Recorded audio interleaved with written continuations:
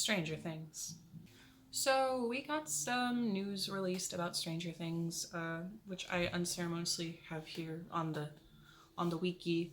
Um, like a lot of people, I like Stranger Things, and because rather than deal with my problems, my brain likes to go off on little tangents of what ifs and ideas.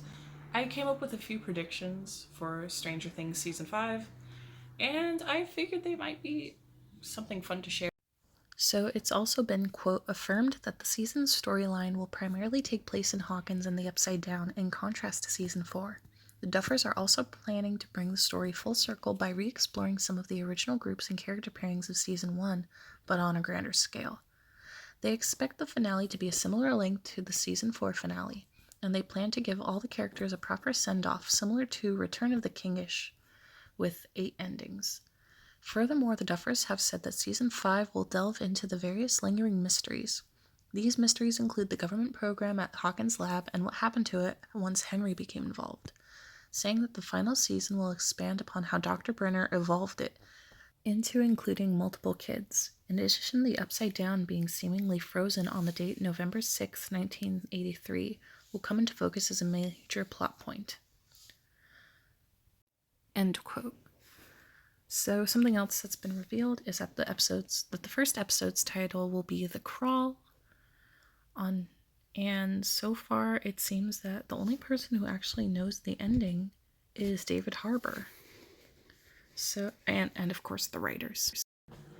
So all of that put aside, and with all of that in mind, I am going to take a note out of Jenny's book and order all of my ideas into a nice numbered list, which I conveniently have written down. It's a picture of the list on my phone because I'm filming on my phone because this thing's camera's really bad. Anyway, prediction number 1, there's going to be an immediate pickup in the season. So I know for season 4, the Duffer Brothers were saying, oh, there's going to be a longer time skip, we're going to play more with that. The thing is, I don't think that's going to apply in season 5, and it's because of this. So the season 4 ends with the world literally beginning to fall apart. The Upside Down is becoming the right side up. There's that big X that centers in the middle of the town. That stuff's clearly going to come out of, it was predicted in Nancy's vision that she got from Vecna, all that fun stuff. Do you really think it would be like satisfying to the audience if we had that big cliffhanger and then all of a sudden everything's just kind of gone to hell, basically? I don't think that would be very satisfying or it wouldn't be satisfying to the audiences because we want to see that build up, we want to see everything that happens. Also, I feel like it would be kind of a cop out if, let's say, it's just so much as a month in the future after that. Like the season opens, it's the recap of everything that happened, and then it's 1 month later. And all of a sudden, all these changes have been made. People are dead, society's breaking down, we don't know how far everything's gotten off. The government's probably going to have like a quarantine thing going on, because if we haven't gotten enough of that. But anyway, I feel like it would not be suitable for audiences if we had that much of a time skip after such a big cliffhanger. Does that make sense? Because that's just kind of how my brain goes. Like, I'm not a screenwriter, but I at least like to think I'm a good writer. But like, I just like, does that make sense? I feel like it's gonna be an immediate pickup, so we can like get that ball rolling, catch up with everything that's happening. Granted, the actors are gonna be older, so that could be the whole reason why they do a time skip. But my idea, story-wise, my prediction, it's going to be an immediate pickup. Prediction number 2.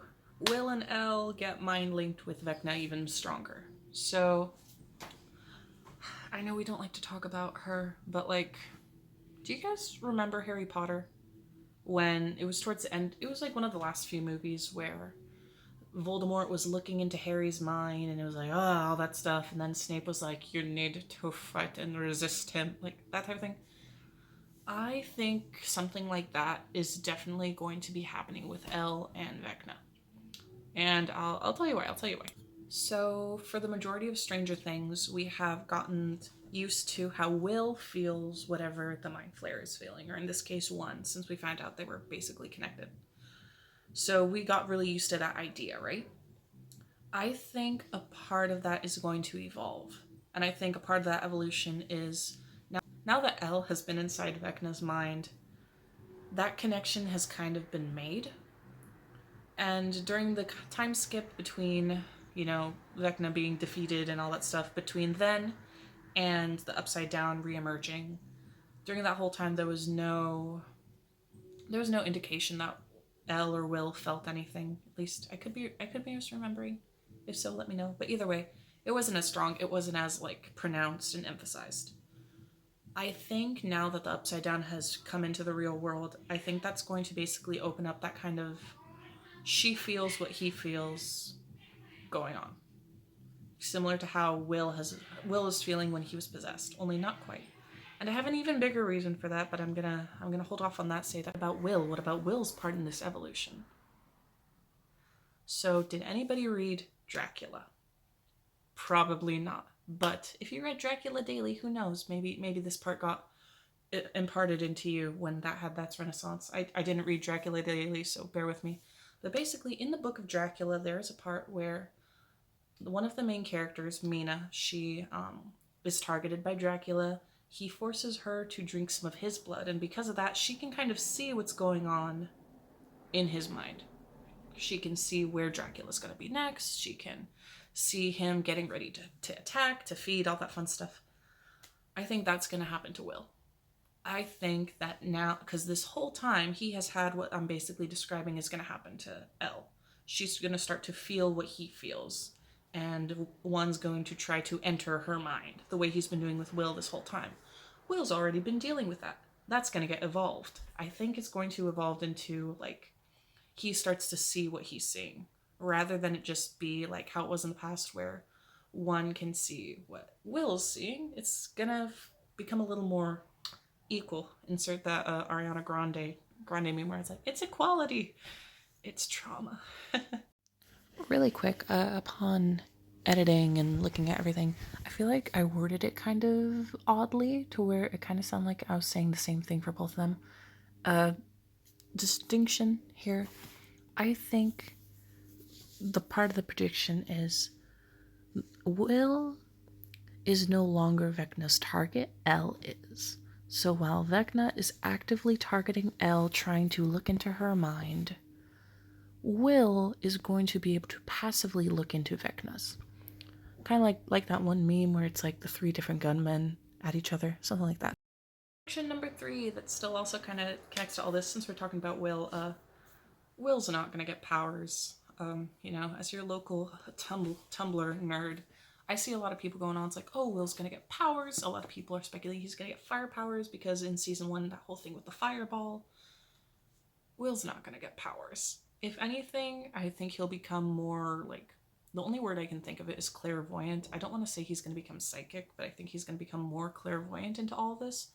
But ultimately, once one is defeated, I think it's all going to kind of stop for Will. I'm sorry, my chihuahuas are making monster noises outside because they play too rough. But I think once one is defeated, everything, all that clairvoyance that Will is going to develop is going to be gone. Because ultimately, it's not like how Eleven was kind of raised and created to have that connection. Will was just some kid. I genuinely, I see a lot of people talking, it's like, oh, what if Will was one of the kids in the lab? He wasn't one of the kids in the lab, guys. If he was, they would have to do some major retconning. And it's just gonna piss everyone off. So they're not gonna do that. That's not what's going on. He wasn't a lab kid. He's not gonna get any powers. End of story. And I think it's good that he doesn't get powers, because think of it like this. Elle and Will have basically become brother and sister over the last season.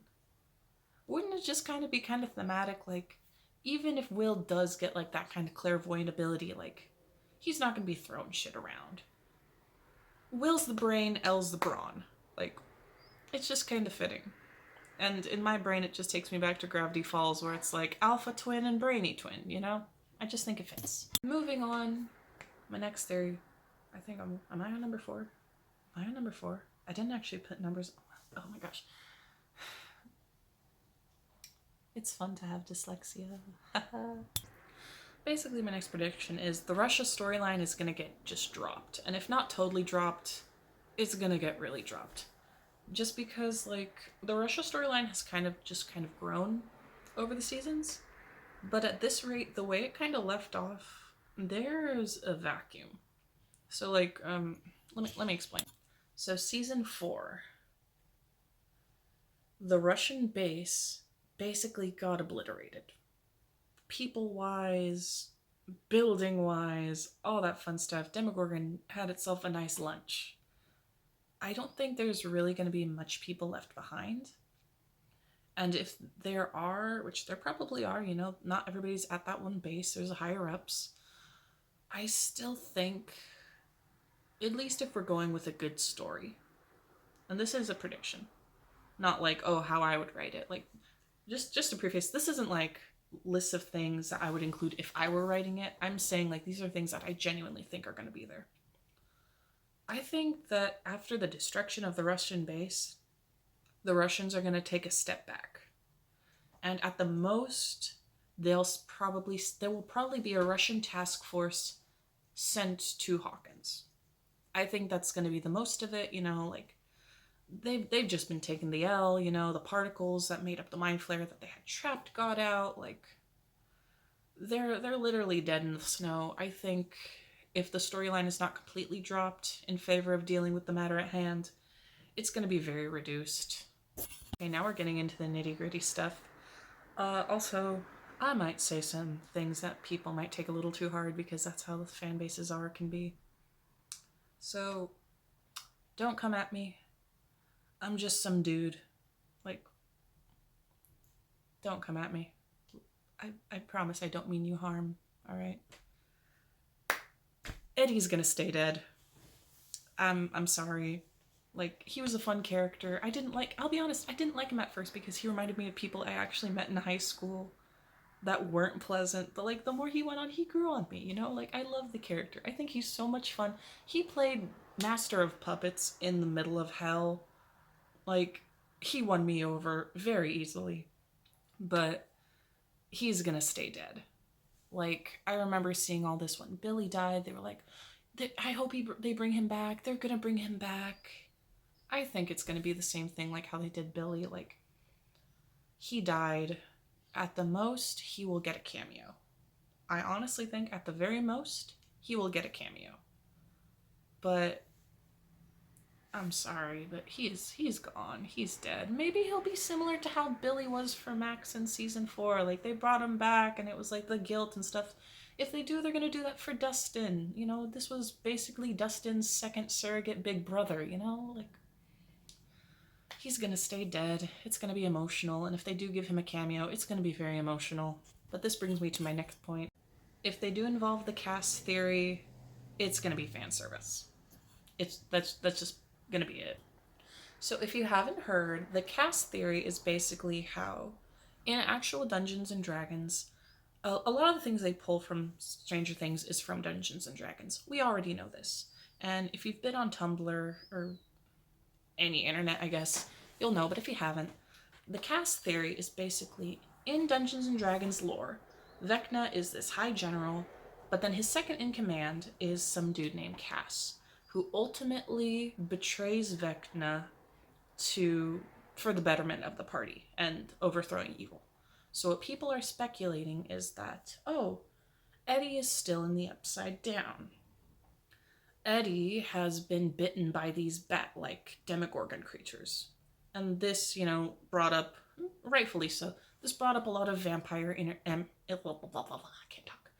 brought up a lot of vampire imagery. You know, he got bit, he's gonna die. What if he comes back as like a servant of the Upside Down? You know, some people have been comparing it to how Vecna was using the image of Billy to torment Max. You know, what if they do something like that? And what the theory states is ultimately Eddie will be brought back, be the cast figure, he'll be fighting against the good guys, but ultimately have his humanity win him over, and he will be one of the key parts to destroying Vecna. Wow, this is all really cool theories. If anything, if they do implement it, I think it's going to be similar to how Film Theory said it. I haven't watched that video in a year, I think. But basically what Matt Pat said was, if the cast theory is going to be a thing, it's most likely going to be Elle, because of the way it was all kind of set up. Vecna and Eddie don't have any connection. If anything, Nancy has more of a connection to Vecna. And that's like the smallest connection there is. So it would make more sense that the cast type character be Elle, somebody Vecna has history with, somebody he was at the beginning grooming to be like his second in command because of how strong she was.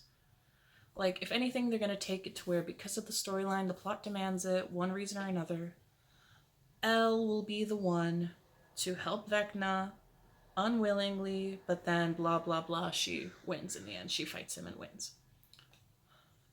If they do involve the cast theory, I don't know which one they'll be. Will they want to go with the Elle route or the Eddie route? But ultimately, I think if they involve it in any form, it's going to be for fan service. Because Eddie is staying dead. You know what? I take it back. I take back what I said. I think that if the cast theory turns out to be Eddie, then it is fan service. But if it turns out to be Elle, I could see how that was properly set up in season 4. Next prediction, and this one's kind of basic.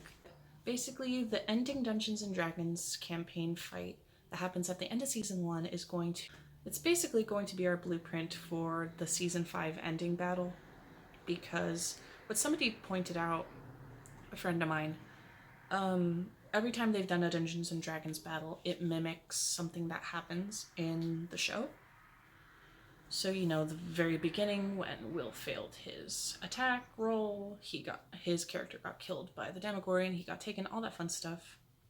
I do think the season 1 ending Dungeons & Dragons battle is going to be the ultimate ending of the story. A lot of people, some friends of mine, I know a lot of people, we're all friends. But basically, a few friends of mine also stated, oh, well, the battle that happened in Eddie's campaign in season 4 didn't happen either. And, I'm going to take that in with it. I think, yeah, sure, that could ultimately be it. They were saying where it's up to Dustin and Erica, it's going to be close. The rolls that they made, they pointed out that the rolls that they made all added up to, 11 or something. Sorry, I do this because in my brain it's 1, 1, 11. It's all going to add up to 11, all that fun stuff. So that could easily be another major battle that takes place in the show. But I think ultimately it is going to end with the one from season 1, which I'll recount to you once I freshen up my memory real quick. Something is coming. Something's angry. Hungry for your blood. It's almost here. What is it? It's the Thessal Hydra, I'm telling you. It's not the Thessal Hydra. I'm telling you, it's the Thessal Hydra. It's the Thessal Hydra. It roars in anger. Will, your action. What do I do? Fireball him. Fireball, son of a bitch. 14. A direct hit with Will's fireball. It hits the Thessal Hydra. It makes a painful and then crumbles to the ground. Its claw hand reaches out for you one last time. And Lucas cuts off its 7 heads, and Dustin places them into his bag of holding. You carry the heads out of the dungeon victorious, and you present them to King Tristan. He thanks you for your bravery and service. So this next one is one of my biggest speculations that I actually haven't seen a lot of people talk about or mention online. Now, if somebody else has this idea, I don't want to be like, haha, it was all from me. This is my first time actually posting this idea. But it's also the first time I haven't seen anybody else make this connection. And I was talking about it with friends. A bit of background first. As we all know, the Duffer Brothers like to involve a lot of lore of stuff they liked when they were younger into the show. Because, of course, a lot of it's based on their childhood. It's the 80s, all that fun stuff. Everybody knows they always bring in the Dungeons & Dragons lore. But something that gets brought up a little less, just because it's not as pronounced, is the Lord of the Rings, Hobbit, J.R.R. Tolkien stuff. And I know a bunch of people are going to know about it, so I'm not saying it's anything new. However, I noticed a bit of a theme, or not a theme, more of a motif that was popping up in season 4 with Eddie. So Eddie constantly brings up The Hobbit. And even before then, Dustin always brought up The Hobbit. He would bring it up with Steve, he would bring it up with, they would bring it up with their friends. Pretty sure they named a bunch of the streets that they renamed a bunch of the streets in their town after parts of the map in the J.R.R. Tolkien's Middle Earth. So something that stuck out to me very much is that in season 4, Eddie referred to the Upside Down as Mordor. And there's no way that's getting dropped. So this is my prediction. Before then was The Hobbit. A lot of references to The Hobbit. Season 5 is going to be Lord of the Rings. And here's what I mean. So, everybody stop, close your eyes, think for a minute with me. The party. Dustin, Lucas, Will, Mike, Elle.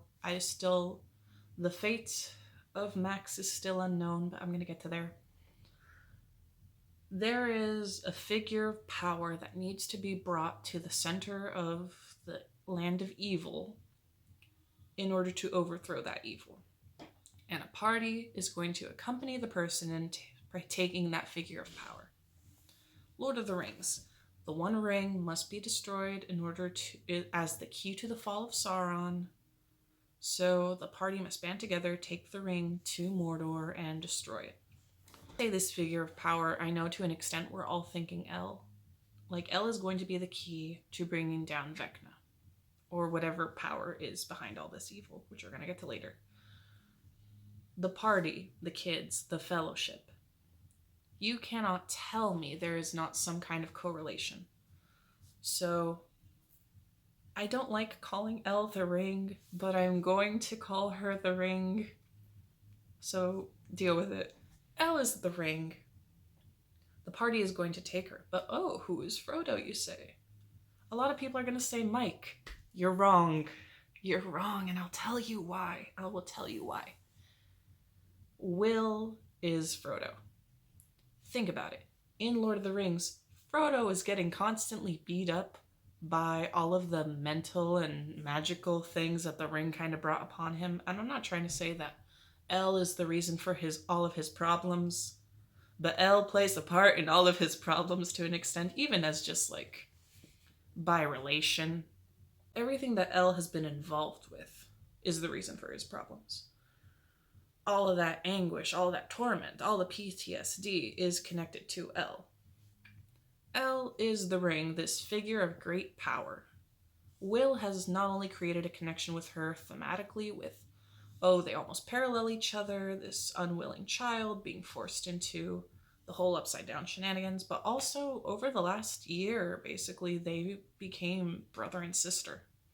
They care for each other, they know each other. They understand each other's hardships, especially because of that parallel made. I know a lot of it was off-screen and implied, but it's still there. Will is somewhat going to feel responsible for Elle. And I'm going to say more than Mike. Oh, but Mike, what about Mike? I will tell you about Mike. Mike is Sam. Samwise Gamgee is Frodo's best friend who sticks with him thick and thin throughout the whole thing. Samwise Gamgee is the original homeboy. Frodo would not be alive in the story if it wasn't for Sam. And I'm not trying to put all that on Mike. Mike's not the best friend. Mike is not a good friend. I don't think Mike is a good friend, I'm sorry. But also he's a child, so it's pointless to have beef with a child. Especially a fake one. But anyway, I think that because of that just downgrade in the friendship between Mike and Will, in season 4 they had that reconnection that everybody loved. I love it. It made me cry a bit. Made me cry a lot.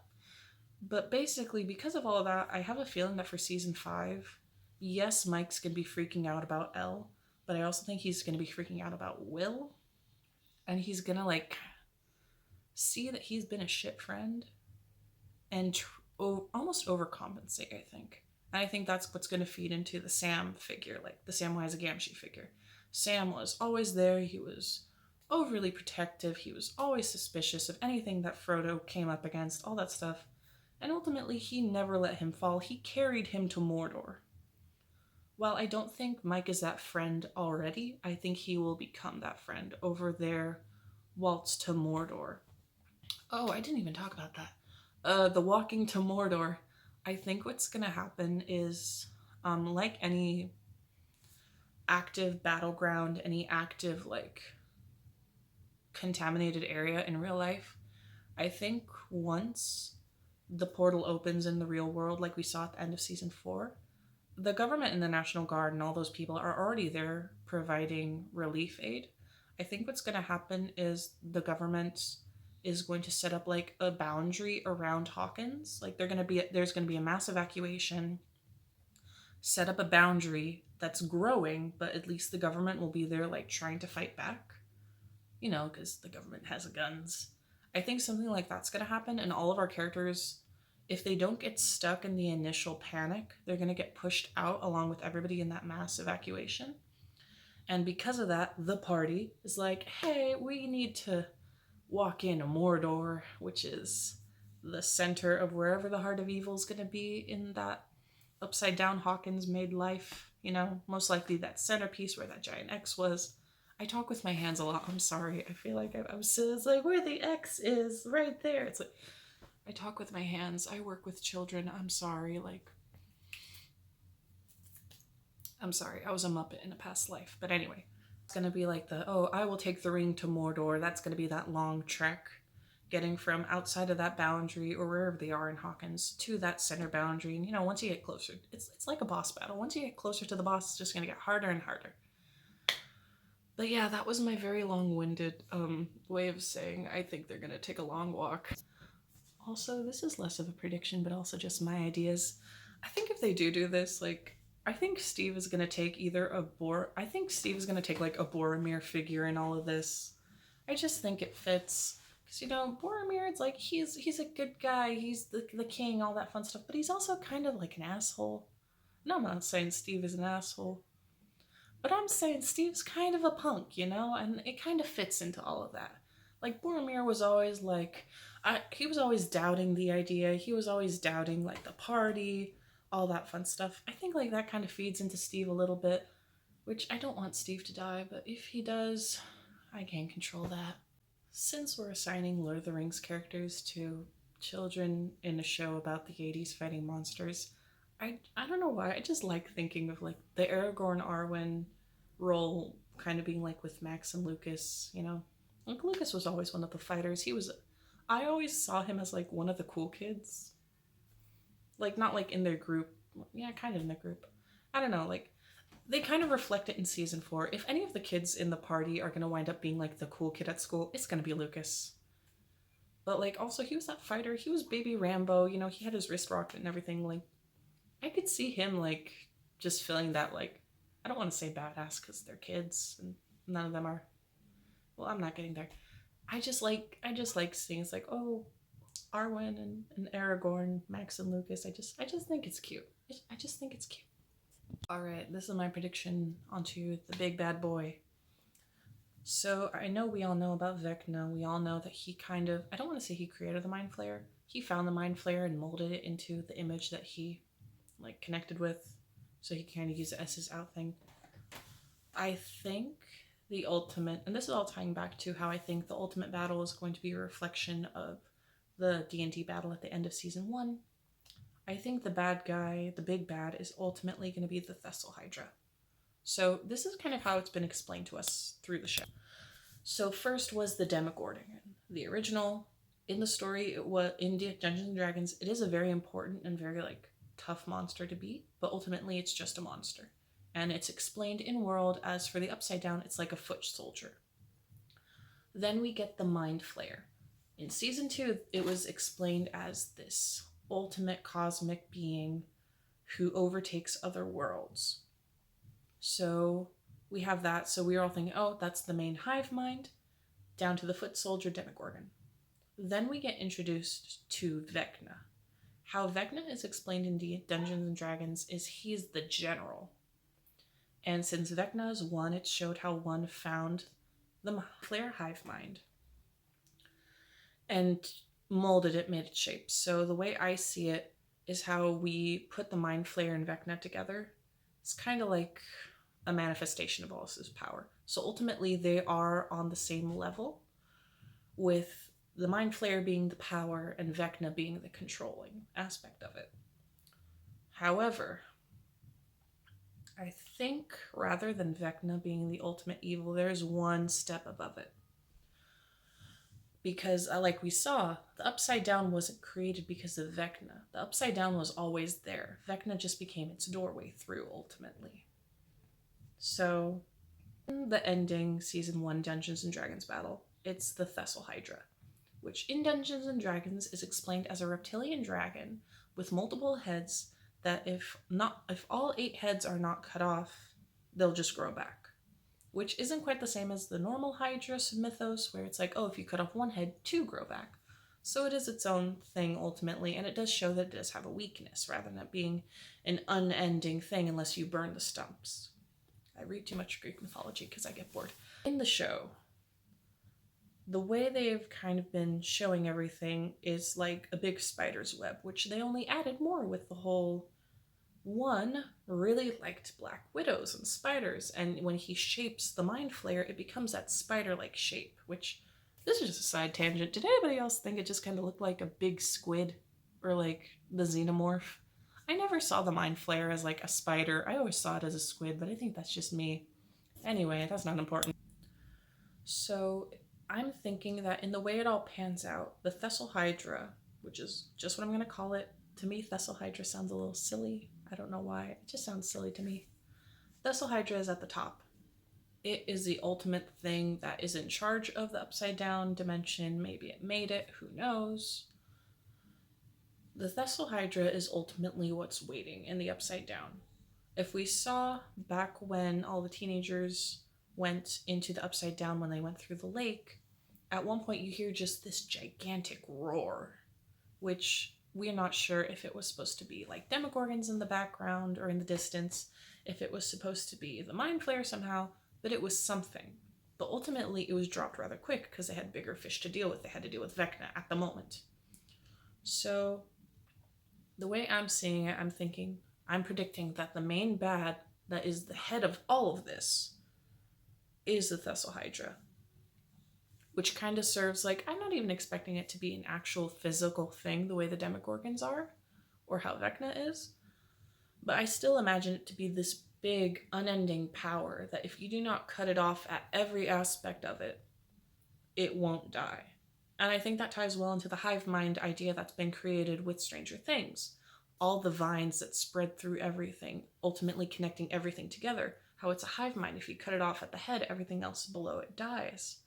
The way how it's described with the Thessal Hydra. If you don't cut off all 8 heads, if you don't destroy all 8 lanes where the Thessal Hydra is in control, it won't die. Which has been shown to us throughout the show.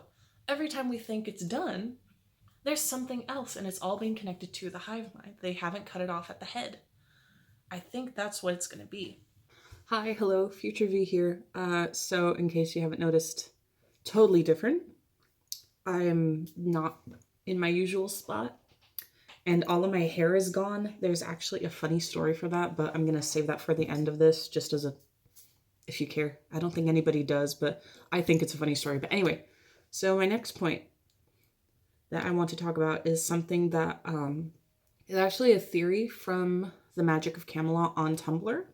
And before anybody gets on me, I got permission to use this theory. So, yeah, I got permission from the creator. I'm going to tag them and everything. Basically, they propose this theory that is called the Black Widow theory. It connects everything between the Thessal Hydra, the hive mind, the webs, all that stuff, to the actual comparison of a Black Widow. So I'm going to put it on screen. And now for a dramatic reading from the world's worst voice actor. I was really interested in why the creators decided to use Black Widow spiders in Season 4 because the classic use of Black Widow references in media doesn't exactly fit Stranger Things. They could have used a different kind of spider or just spiders in general. We know that Henry was obsessed with them and later used his powers to morph the shadow monster into the shape of a spider. So what's the significance of a Black Widow? I think the big bad in season 5 will not be of-camelot or the Mind Flayer, which I think most people agree on. I think there is a creature hiding in the library's basement, and the vines and hive mind operates as the creature's web. Quote, poor eyesight and depend on vibrations reaching them through their webs to find trapped prey or to warn them of larger threats. When a widow spider is trapped, it's unlikely to bite, preferring to play dead or flick silk at the potential threat. Bites occur when they cannot escape. Obvious vibrations. Will gets a tingling in his neck, his little spidey sense, whenever the threat of the Mind Flayer is close. But also, I think the vines represent the threads of the web. If you touch the vine, it sends a signal to the center. And I'm pretty sure someone in the show says in season 4, if you touch the vines, Vecna knows where you are. And I'm pretty sure it was Steve, but I couldn't find the exact moment. This isn't exactly a Black Widow specifically thing, though, just a spider thing. IMO, I think parts of the Upside Down's vines system, especially at the library, look like webbing. It looks like the webs have been there a while, especially in the library, and it looks like a place where a spider would rest and or lay its eggs. I have my own theory that the library is the center of the hive mind, so it would make sense that the creature stays hidden there, resting or hibernating at home like it hasn't really woken up yet. Quote, Black widow spiders prefer to nest near the ground in dark and undisturbed areas, usually in small holes produced by animals or around construction or opening in woodpiles. Indoor nests are in dark, undisturbed places, such as under desks or furnitures in basements. The spider frequently hangs upside down near the center of its web and waits for insects to blunder in and get stuck. Black widows, as stated above, live in a nest near the ground in a dark, undisturbed area, like under a desk, furniture, or a basement. When Henry found the nest of black widows, he found them under a floorboard in his house, a nice, dark, undisturbed area. I think there's probably a basement or something equivalent in the library where this big creature resides. It's dark, it's in the ground, and it's completely undisturbed. Maybe even boarded off in the real world. So definitely undisturbed. What I found more interesting, if you can't but tell by the red highlight, is that the Black Widow hangs upside down near the center of its web until something wanders in and gets stuck in the web. Hangs upside down, literal reference to the upside down. Near the center, the library is the center of the hive mind. There's also constant use of the Wheeler's basement throughout the season to constantly have us think of basements.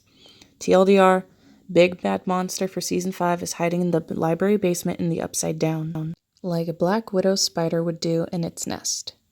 End of the theory.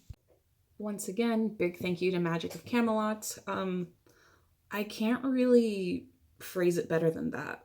Now, if you want to check out their Tumblr, they have a bunch of other theories. Like if you were actually looking instead of just listening to this, if anybody listens to this, that'd be really cool.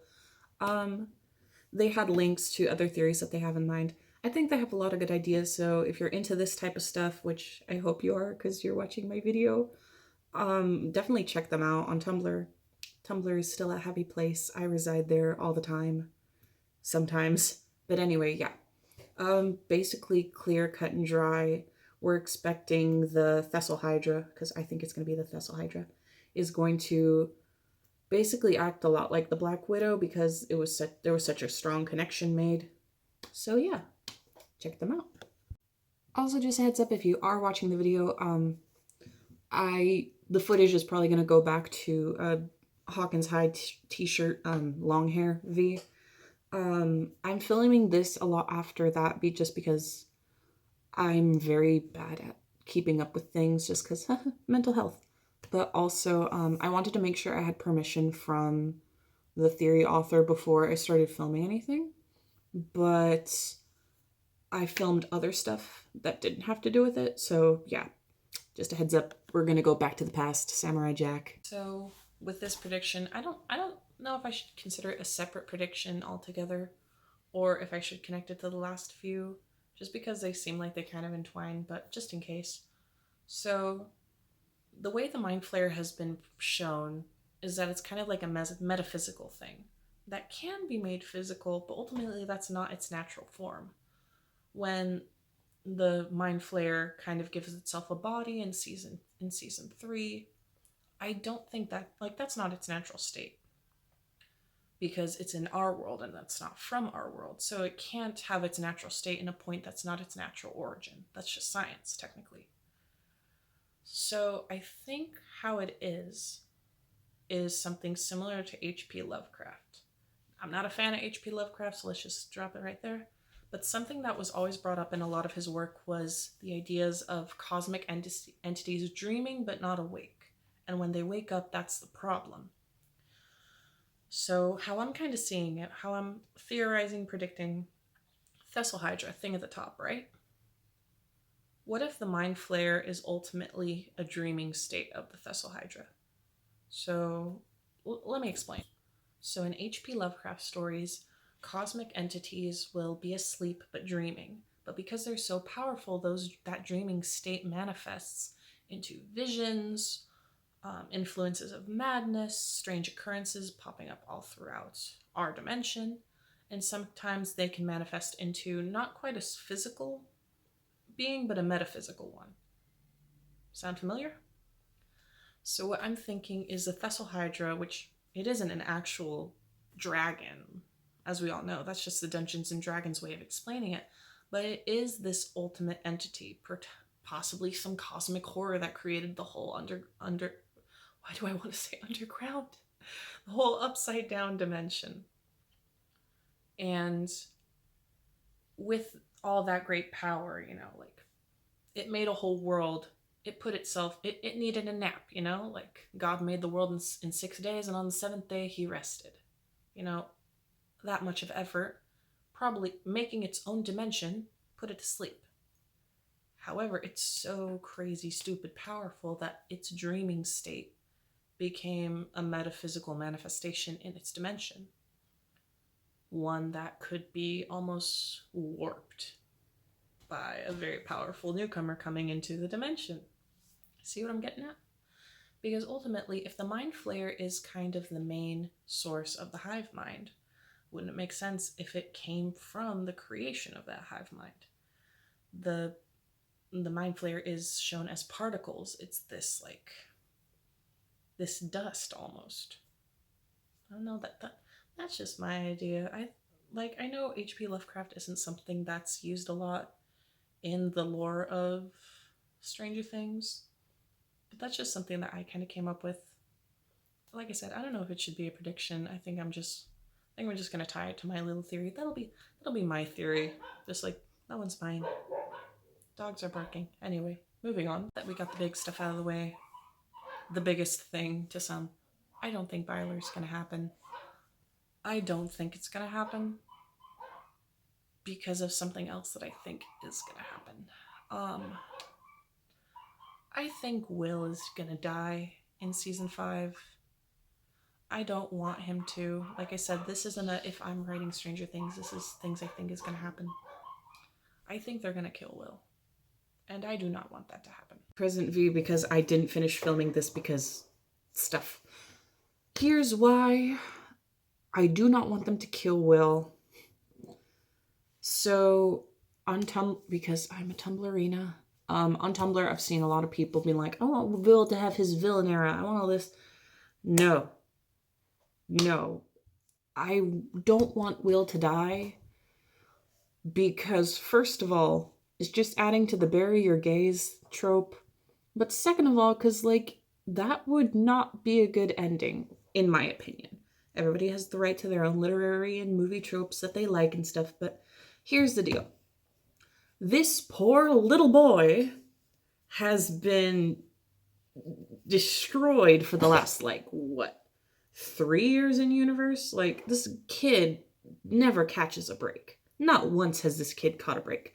How satisfying of a show ending would it be if, awful of an ending would it be if, one of the main characters that so many people sympathize with, so many people empathize with, so many people see themselves as this kid, This kid who's just been constantly tortured, tormented, can't catch a break. In the end, he's just a martyr. I want Will to be the hero of it all. I don't want, and like I said, this is not a prediction. This part that I'm talking about is not a prediction. This is just what I want. I don't want Elle to destroy the ultimate bad guy, whatever it turns out to be. I want it to be Will. Because I think that would just be, more satisfying for his character, I don't want Will to have his villain era. I want him to be the hero. You know, they always talk up Will the Wise, like, you're stronger than this, you're a hero, you know, like, I want him to be the one to save the world, not because he needs to save the world, not because it's his responsibility, because like he would be the one destroying the thing that has destroyed his life. He deserves to take that back. Take his life back, basically. That's what I think would be best for the character, and I genuinely, unfortunately, think they're just gonna kill off Will. And that would not be a good ending. Will should not have to be a martyr. You know? Sorry, I feel like I got a little up there for a second there. I just don't think I've seen so many good shows end on such a bad note. And like, I get it. Stranger Things is super mainstream. Like, it made D&D blow up. It made all of the 80s stuff blow up even more than it already was because of the 30-year trend, you know? Like, I get it. Stranger Things is basic. Let's be real, guys. Stranger Things is basic. But it means a lot to me. Not like in an emotional sense. Like, I know some people get very emotionally attached to like fiction and media and stuff. I totally get that. I don't have that kind of attachment to Stranger Things, but like, it's just so important to me because like, I am what I like to joke around. Like, I was born at the end of the 90s, but I was raised on the 80s and the early 90s. Like, you know, because we didn't have cable, so I wasn't watching modern, at the time, TV. I was watching old tapes of my parents. I was watching VHSs, stuff like that. Like, all the reruns of Sesame Street and stuff that were left over from the early 90s and the 80s, you know, like, a lot of the 80s stuff I'm very familiar with. So seeing all of that, it was like, oh my gosh, like, it's for me. Like, it wasn't. But, you know, it was like, I had that. And also, like, this is one of the few shows that, like, I can watch with my entire family. And, you know, it's like that one episode of South Park. It's like the modern equivalent of the whole family sitting around the TV, watching shows, you know, like talking during commercial breaks, like all that I grew up with, like, that's non-existent anymore. It's very rare that happens because we all have our own individual devices. We all have our individual stuff. We all have our preferred tastes, you know. There's a wider variety of entertainment now.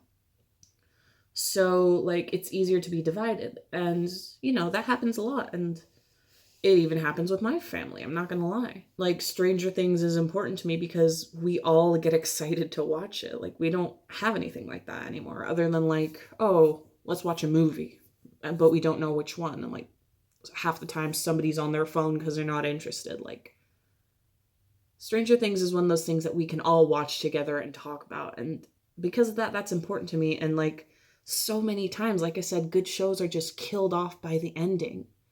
And I don't want that. I don't want that. I don't want to, like, end it on a sour note, because that, if it does, that's all it's going to be remembered for.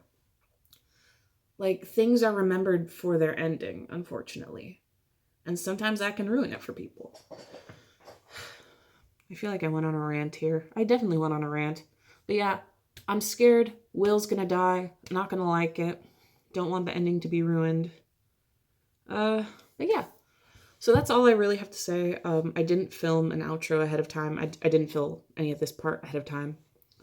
But yeah, if you liked my video, I know I'm not going to tell you to like and subscribe, because people don't do that very often, no matter how much people like ask them to. But like, something that I genuinely do want, and this isn't like, oh, to build up engagement, because like, you guys can check out my channel. I have like one video, soon to be two when I post this one, you know. I don't expect much out of this. So it's not like I'm like, oh, like and subscribe, this and that. Like, I don't care. But like, if you actually watch this and you have ideas about like, if like, oh, I think that's a good theory, or I don't think that's going to happen, like, tell me why. Like, I think it could be a fun thing. Like, I love seeing other people's like ideas and theories. Like, I just think it's a fun thing. it's a fun thing, especially because we're all waiting for season 5. We're all excited for season 5. If you watched a like 45 plus minute video about some idiot like talking about things that I think are going to happen in a season that hasn't come out yet, then I think you're kind of excited for Stranger Things. We all are. Like, let's just have fun. Like, I feel like people don't do that enough anymore. But yeah, do whatever you want. Just be nice. Let me know your thoughts in the comments. Yeah, bye. I forgot. If you don't care, like, you can close the video right now. I do, like I said, I have a funny story about why I chopped off all my hair. It was on accident. It was an act of God. So my hair was like, I know it was in a ponytail before, but my hair was like down to here. And I have a mohawk, so like there's no hair right here. There's no hair right here. Like it's growing out just because, you know, my head gets cold. But my hair was down to here. I have a mohawk. And my mom is a hairdresser, so we always get our hair cut at home. And I said, "Hey, can you give me layers?" And she's like, "Sure." Well, it was probably my fault, but my mom got a concussion at the beginning of the year, and we figured she was okay by now, but like she's still a little groggy. She forgot I didn't have hair under here, so when she went to layer, she cut it really high, and then she like to this length, and then she remembered, "Oh wait, you don't have any hair." And I wound up with the most unfortunate mullet on earth. It was like Hillary Clinton in the 90s meets Billy Ray Cyrus. Like it was all down to here. And then it just stopped. And there's no amount of layering that could save it. So we just chopped it all off and like shaped it. And my mom was like freaking out. She was like, "Oh no, you're gonna look like a little boy." And I'm like, "Cool. I don't mind. I think it looks cool." And when she cut my hair, it was straightened because you know with curly hair you got to straighten it so you can like make sure everything's even. So when I looked in the mirror, it was all straight and it was like parted down the middle. So I looked like fucking Jonathan Taylor Thomas. Oh, that's gonna age me. Drop in the comments if you remember who Jonathan Taylor Thomas is. That child haunts my dreams. There were so many commercials on the VHSs. But yeah. So I cut all my hair off because the mullet was inevitable, and now I look like Molly Ringwald, and I think it's cute. So yeah, that's just a little story. I wish I took pictures of the mullet. I would show you. But anyway, bye.